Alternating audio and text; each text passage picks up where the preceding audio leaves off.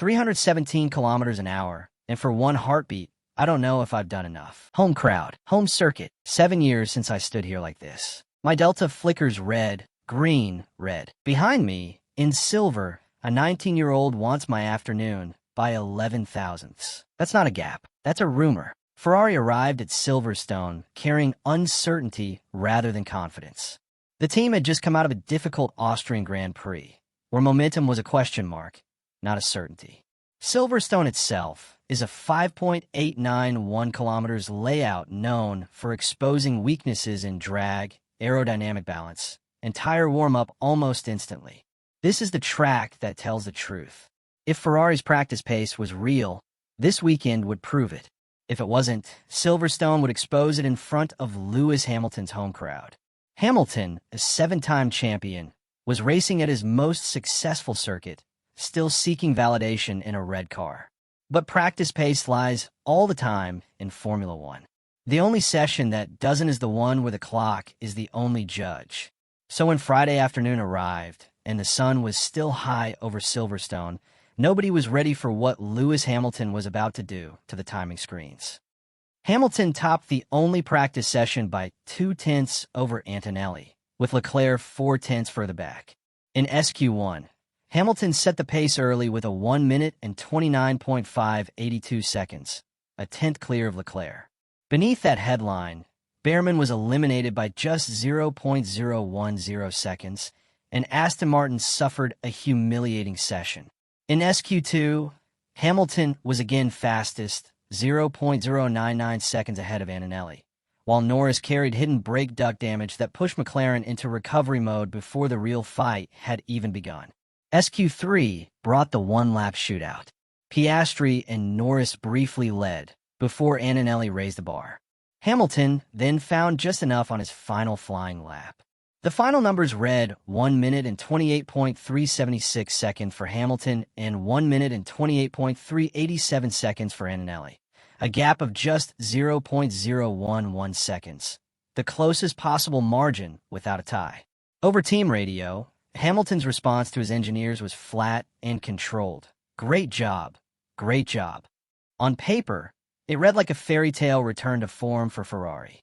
But somewhere in the timing data, a much stranger story was hiding in plain sight. One number that didn't add up. Saturday's Grand Prix qualifying was where the real pole was on the line, and this was no longer the sprint. This was the one that counted on Sunday. Antonelli took pole with a 1:28.111s. Leclerc was second, 0.175 seconds back. Hamilton, at his own home race, qualified third, a gut-punch twist after Friday's high. The real story, though, was buried in the speed trap sheet. Hamilton was fastest of everyone through the trap, at 317.9 kilometers per hour. Full stop, the fastest car on the straight belonged to Ferrari. Contrast that with George Russell's number, only 299.8 kilometers per hour, good for just 17th fastest, beaten even by Albon's Williams among Mercedes-powered cars. And yet Antonelli, in the sister Mercedes, still took pole.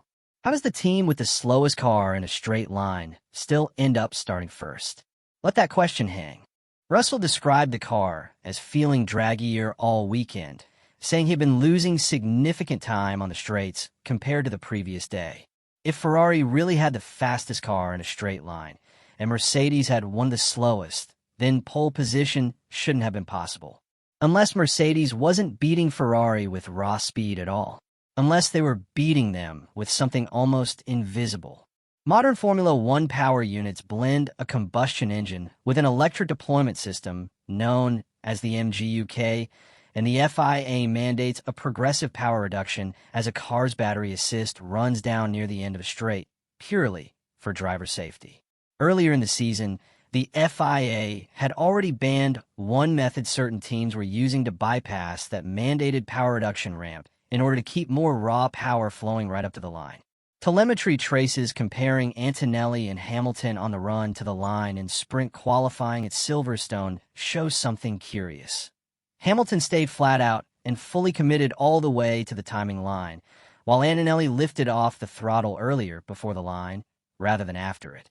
By backing off early and controlling exactly how and when the power reduction ramp was triggered, Mercedes appears to have found a new, legal way to recreate the advantage of the very trick the FIA outlawed months earlier, squeezing extra performance out of the exact same regulation that was meant to close the door on them.